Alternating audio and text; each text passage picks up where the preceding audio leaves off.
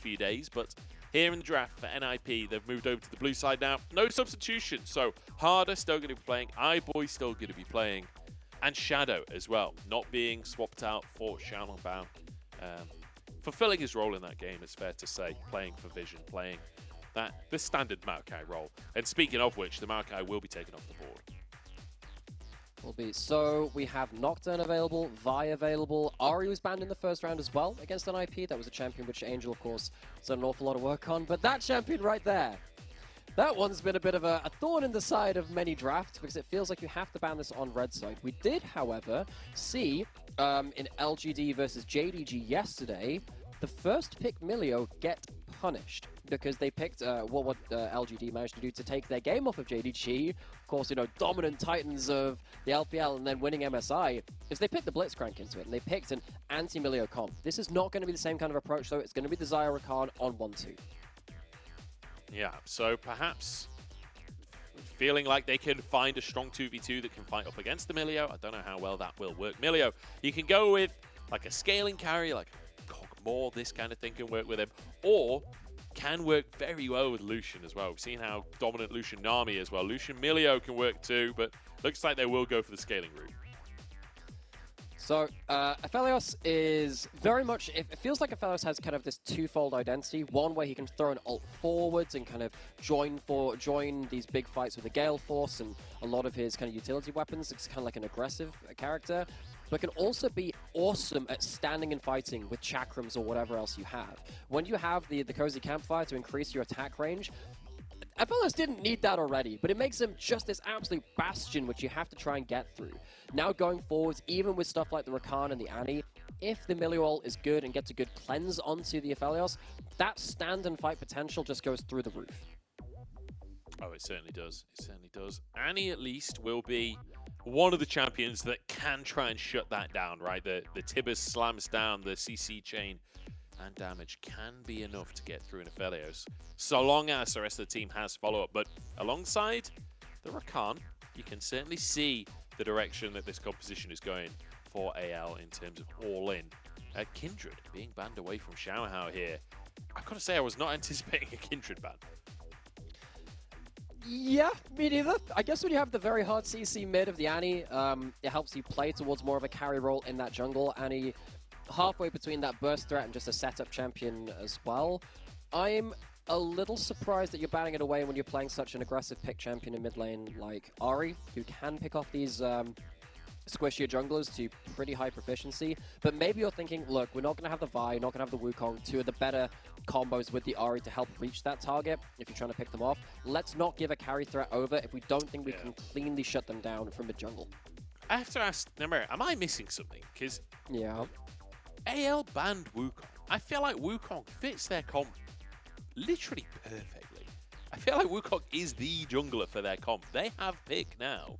Like, that's a good point. Because I was viewing it as a sense of they're banning away two champions which fit very well with the Ari, but I mean, you have that fourth pick, you could have just locked away that for yourself. They're hovering over junglers anyway, unless they had a specific jungler in mind, that would be one of them. You have to imagine maybe that would have been better as a takeaway spot rather than just banning it away. But instead, they're going to lock in that Viego, so it's going to be a bit more damage threat. I suppose when you have the Annie and the Viego, the ability to individually burst down a target and have Viego absolutely monster a team fight with their resets. You can have a reset on either side now, of course, with the Ari versus the Viego. I can understand the logic of that. Yeah, I mean, yeah, I can understand the logic of the Viego. Poppy going to be locked in. I'm assuming that's for Shadow in the jungle with the Gnar being hovered here. So going to deny a lot of that movement. It's great versus Rakan. It's good versus Viego as well. And then the Jace being hovered could go up to the top side for ZDZ here. Jace would be very top risky. laner, that would be exciting to see. Try and punish the Gnar from Invincible. Yeah, if that was locked in, I'd have to very quickly look up a lot of those builds being put around, because Gangplank has always been a very versatile champion with it, and it is locked in. Now, not gonna lie, folks, I have not seen much Gangplank on this patch. I would imagine there's going to be a Triforce involved in there somewhere. Very powerful item. If you can build that item, it's almost always worth building it. But now, I feel like Shadow has a very, very important early game to play out. You have to be able to, one, answer Xiaohao, but also get into one of these lanes, either onto this Annie or onto this Gangplank, and get kills and flashes away early to make sure that your top side of the map can start fighting. Because there's a lot of damage from AL, and if they manage to escape up until level 6, I really feel like NIP can struggle. So I've just had a little look at the stats. This is the first professional Gangplank game of the split. Aside from one game in the GLL, which I believe is the Greek league. I know who that would have been. That would have been, was that Acidy who played that? ACD? He's a huge Gangplank. Sky Sunday. Oh, okay, right. They actually have a load of GP mains randomly in that one ERL. Yeah, it's a first strike angle.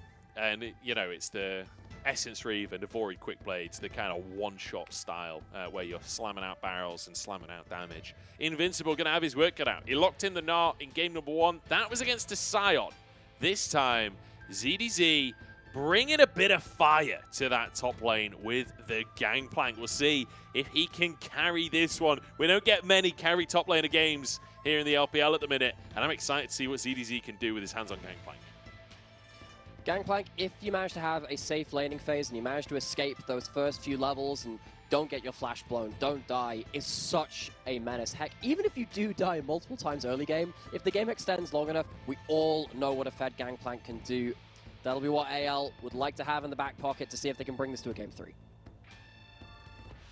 So here we go into the game. It's kind of an interesting draft, honestly, from anyone's legend, considering the fact that they went for the Xayah Rakan so early, and now we finish off with Viego and Gangplank in the top side. Not something I think many people at home would have been expecting today. On the side of NIP, relatively standard. Obviously, the Poppy coming on through as an answer to that Rakan, as an answer to Xiaohao's Viego as well.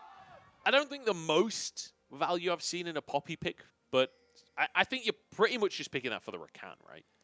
I think you're picking it for your first 3 levels and your first 2 clears. I don't necessarily think it's great as the game goes on if you don't find that lead. As you said, the actual kind of anti-dash synergy is not completely there, but you do have the ability to find some very strong gank angles as the game really starts off. So Shadow, watch his initial pathing. Let's see how well he can do in getting into those early lanes. He's getting spotted right from the off, though. Yeah, the ward coming down, but I do think Poppy, one of those champions that can very comfortably go for the Raptor start. So you kind of expect that the Poppy is going to go for that Raptor start, even if you don't have the ward there. But the ward comes down from Harder. We'll spot him out. So both junglers playing with full information. Looking towards ZDZ, though. Playing the Gangplank, trying to use that passive. Almost walks under tower there, but does manage to get that burn off. Gets back into the brush. Corrupting Potion ticking away as well. And I will say, ZDZ, if he can play this well, if he can get himself a lead, that's a real squishy enemy team. It is. Now, you're pretty squishy yourself, and if you do get, Poppy and Ahri getting onto your kind of laners very, very quickly, they can very much burst down that Gangplank. Gangplank can be dove as the game goes on. So ZDZ is going to have to play a pretty mistake-free game. Xiaohao also has early pressure on this Viego, though potentially can set up with a stun from this mid lane. Harder does have a Molten Shield, will have stun now. Goes forward. Angel knows what's going on here. Sees the mist coming on through, and Harder will just have to clear this wave and crash that one in. Although the next wave is arriving, and I'm not sure he'll actually be able to crash that. As ZDZ, perhaps a little out of practice as he misses his barrel combo. I think that was his first 2-barrel combo of the game as well. So I do wonder how much time ZDZ's been putting into this champion, or whether that was just, it's the very start of the game. We'll give him the benefit of the doubt. I'd say, I try not to reference my own games because I haven't been good at League of Legends for a little while. But I just took a break from League. I was on holiday, and I played my first games back the other day. And it is so weird, even when you've played a champion which you know really, really well and you go back to it, if you've taken a month off, a couple of months off, the first couple of levels in your first game, they get a bit sketchy. They certainly do. That said, I'm hoping ZDZ hasn't been taking time off before this professional match. Okay, might have been taking a holiday from Gangplank specifically, because we haven't seen that one for a while. Oh, yeah. We'll see how he does. Photic, though, in the meantime, being dived alongside Draw. Great little knockback from Draw. And Zora misses the knock-up. It's a disaster from AL. And Photic Goes now off. chasing down iBoy. Gravitum is there. iBoy low on HP, doesn't find the route himself. And Photic double Gravitum in. That's a heal come out from iBoy. Forced to flash as well. Zora now next target. And here comes Shadow. iBoy no sums. Gets splashed on Zora over the wall. Xiaohao over the wall. Every summoner under the sun popped by AL. And Shadow wants a little bit more. Photo Control just destroyed a 2v3. Shadow picks up a kill from that too. What were we saying? We wanted to see Shadow with some early pressure, getting an early lead to keep ahead of the curve on this Poppy pick as well.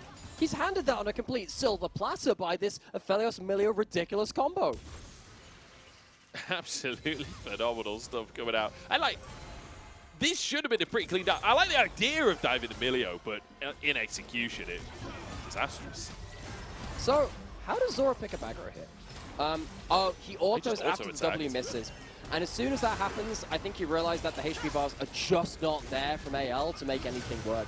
Xiaohao loses the red buff some point as well, doesn't have that for the rest of that trade. And really good awareness from Photic and Jor to really make the most out of that situation. I have to wonder if Shadow's E was on cooldown there, because iBoy had no sums. I'm not sure Shadow needed to flash, but perhaps had used his E on like a mid lane minion or something to get to the play, you know, like using it just to try and get there as fast as possible. So having to flash for the kill. It is going to be 3 flashes on the side of AL though, for just 1 flash on the side of NIP. I think they'll take that trade. Yeah, absolutely. And now when you have the Aphelios and the Milio, who are already pretty insufferable from an even state in the game, having them ahead, having themselves a couple of assists, that's going to be even worse to play against. Invincible has 6 here, could potentially ult. Possible, going for ZDZ, forced to flash away here, and still just being absolutely beaten down by Invincible. But ZDZ not running. Why are you running into the wall? I don't know. There are some things it's better off not knowing. Angel gets involved on the bot side of the map as well. Picks up the Dark Seal first item, immediately gets a kill. Wonderful stuff from the Snowball play on the Ahri in the mid lane too. Look, I've just had a look through the match history for ZDZ. And yeah. He's been playing a lot of League of Legends recently. None of it's on Okay, so not Gangplank. taking a holiday from that. He has 1 Gangplank game on the 31st, which is, you know, a week ago. Now, I don't know what he's been doing in scrims or anything like that. Maybe he's got multiple accounts. Who knows? But right now, the Gangplank not looking fantastic. But that was not a Gangplank issue. I don't really know what was going through the man's mind there. I feel like he could have just walked away. It's a difficult situation, right? Because you are the level down already, you're level 6 to level 5, you know the extra CC's available. If you flash away and you trade flash for flash, I would imagine we're going to see this now, okay? So ZDZ, I think he's at a point where he doesn't know what's happening with the wave and he wants to shove that in. I think that's a very difficult point. I think if he manages to get a barrel onto the back minions, even then he doesn't kill them. It's just a bit of a misread and he's getting caught out again. ZDZ, buddy, what's happening? Yeah, ZDZ is having a bit of an apple crumble this game. Oh, the slow doesn't land. Shadow, he's dead. Invincible gets himself second kill. Yeah. So what we've seen now is actually he's renamed in-game. You see that, like the D in ZDZ? That's another Z now because he's being put to sleep in this top lane. He's just completely sleepwalking into this lane. ZZZ, basically 2 bad wave states in a row, tries to fight and push in that wave and gets punished for it.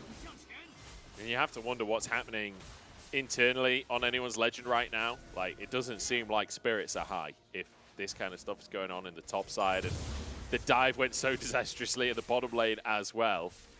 I feel like bad news bears for anyone's legend to start this one off, but hey, at least we get a bit of early action. We certainly didn't in game number 1, so good to see that at least.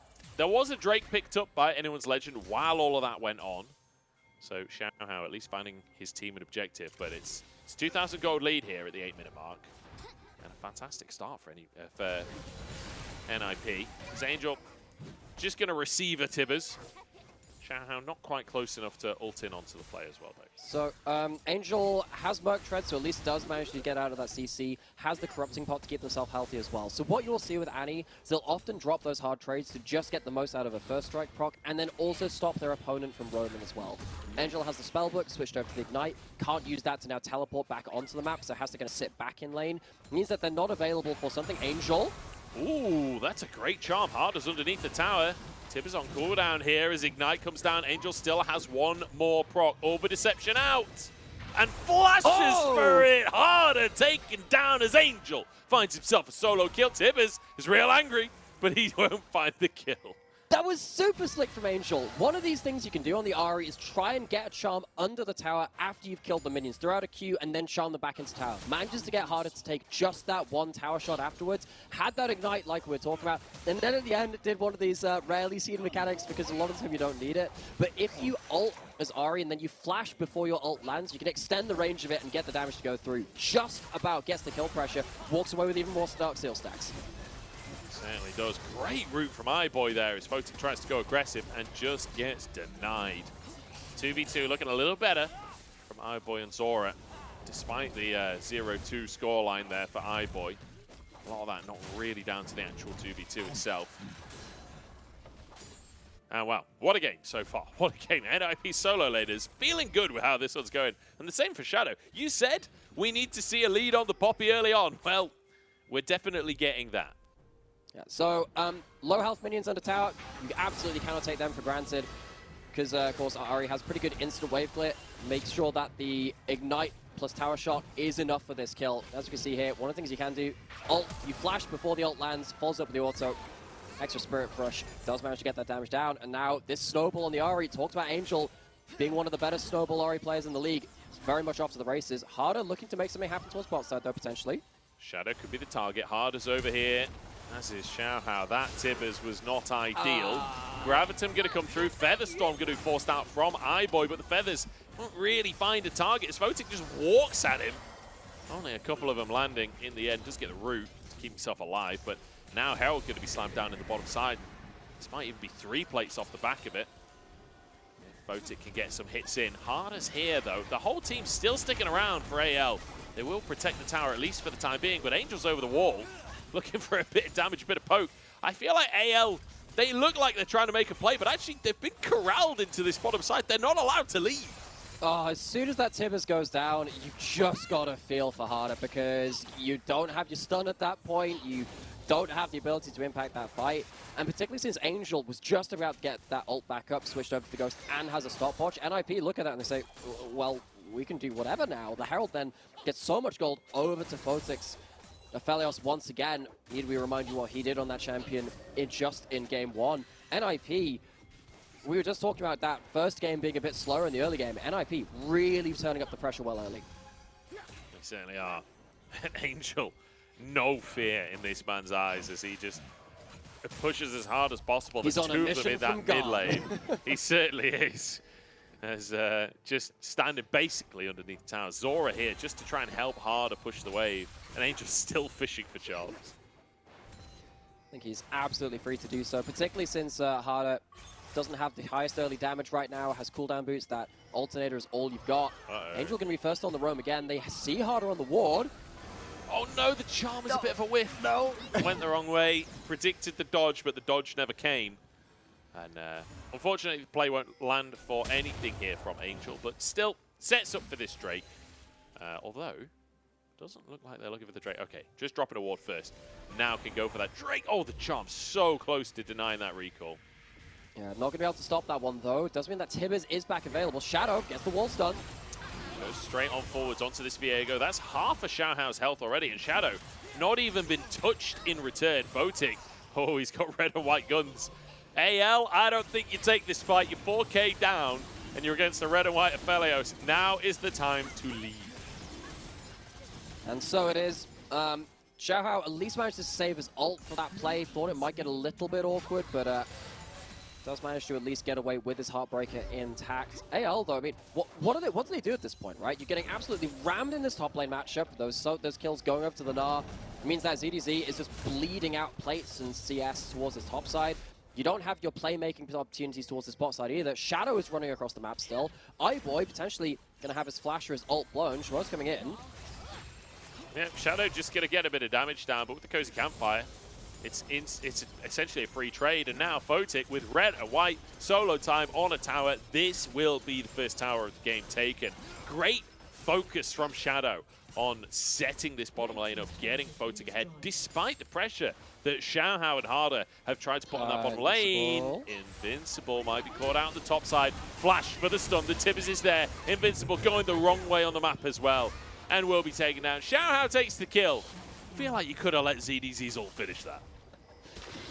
With the ultimate coming up so soon from Invincible, maybe the extra HP coming through from Meganart potentially could have made things a bit awkward on that front. But I mean, AL, to be honest, I don't think they have the luxury of being able to choose that much in this game. No. They use so many ultimates to get that one across. EDZ at least gets his first item from the assist gold coming through, but NIP, they lose one kill, but that's so little in the grand scheme of things. It really is. It feels like a tough one, honestly, for AL. As Photic now pressuring in the mid lane, he's able to just rotate over and start to transition. Ow, Stormrazor hurts so Stormrazor much, is an item in the game of League of Legends, by the way. Remember when everyone built that first item in Season 8 and we decided never to do that again? It's happening again, folks. We obviously didn't decide to never do that again, because here we are. Yeah, Angel now pressuring at the top side as well. This is the thing. The Gangplank pick was meant to mean that AL had a carry to play through, right? In theory. And the Zaya Rakan, I feel like, was designed there to try and take on this Milio in the lane, but I feel like it's just 3 winning lanes in favor of NIP at this point. It's quickly become that, particularly since that failed dive in bot side meant that Photic and Draw could really get the most out of that occasion. AL, they're really scrabbling at the dirt to try and find some kind of escape from this situation. It's a very difficult situation to be in. They don't have the Gangplank ult up and available for another couple of minutes either. It's a very long cooldown of first rank. I love how fearless Photic is. You see the Viego mist come out, and most AD carries back away there. Photic is like, look, I've got a Milio with me. I'm on a Felios. I've got Infernum. Bring it on. I will happily take this battle. As Angel now pressuring a tier 2 in the top side, as the Herald gets its charge down in the mid lane, and Photic can continue that push, although iBoy's making a play, and here comes Zora as well. They don't find the kill, they don't find the moment. Shadow actually going underneath the tower. Everfrost from Angel, a good charm as well. But a stopwatch from Zora keeps himself alive. TP coming through as Harder is behind, but misses his stun with the Incinerate. One more charge. Wants it. The charm actually lands. And Invincible here to follow up with a long-range damage. But can they finish the job? Tibbers to buy space. Calibrum dodged by Harder.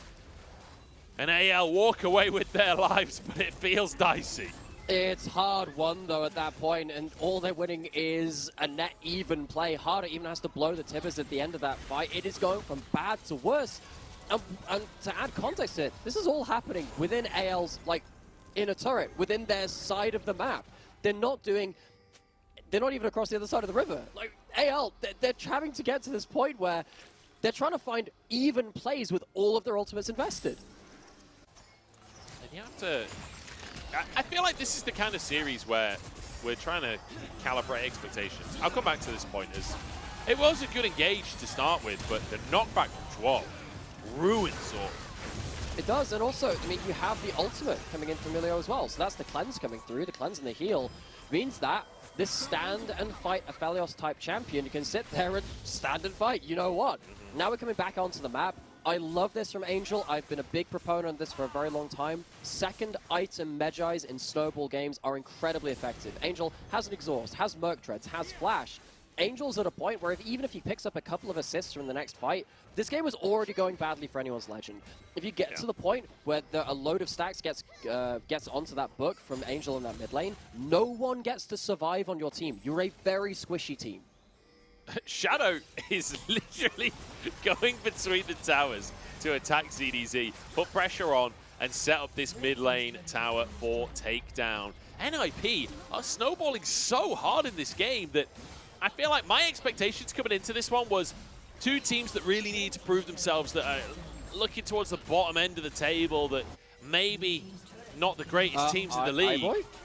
NIP looking like they're smurfing in this one against anyone's Legend. iBoy will be taken down in classic iBoy fashion.